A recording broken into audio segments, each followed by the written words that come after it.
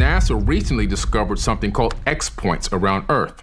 These are naturally occurring portals that open and close every single day. The Themis satellite system discovered these portals a few years back.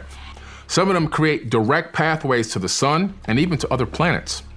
It says we must stand in defense until we can open the gate. Well, what gate are they talking about? I believe they're talking about the Stargate.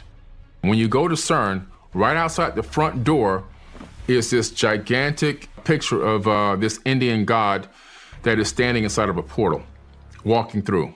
So I think they kind of knew what they were going to be doing when they started this whole building and started this whole project, but they just kind of kept it low-key to the general public, and they only released tidbits of information as to what's going on. CERN is the LHC, the Large Hadron Collider. It's the largest machine in the world, located in Switzerland, and it uses this gigantic track, this underground tube that's connected, and they send atoms in opposite directions and speed them up to a percentage of the speed of light and then let them collide. And then they analyze the collision to see what comes out of this collision between atoms, quarks and muons and everything else that they discover.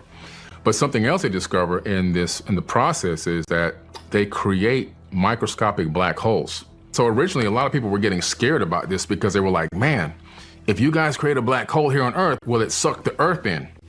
I mean, kind of fair to assume, like, black holes are supposed to be pretty deadly things. Even light can't escape them. So why create one here on Earth?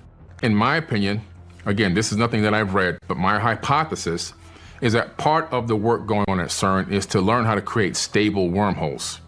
What Einstein and Rosen called an Einstein-Rosen bridge, where you take space and you fold it and make a hole, punch a hole in between to make a connection, a shortcut through space-time.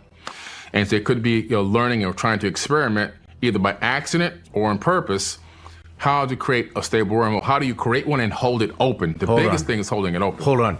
Let's backtrack. Yeah. I'm slow. So, I don't have a degree in astrophysics and I don't have anything from MIT or Harvard. So you're talking about folding space and creating a hole through it. So right. You take a piece of paper. Dr. Greer kind of showed me this, I think. You just bend it like this. Bend it like this. If you had a pencil, you could poke a hole right through. So you can go from point A to point B. Instead of traveling over the length of that sheet of paper to get from point A to point B, you now just arrive at point B almost instantaneously. And Einstein and another professor, a theoretical physicist named Rosen, they call it the Einstein-Rosen bridge, was a theoretical name for this type of hypothesis on how to create a wormhole, or what a wormhole would be, how it would operate, how it would work.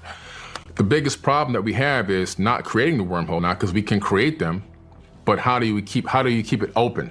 How do you make it stable for something to pass through without collapsing?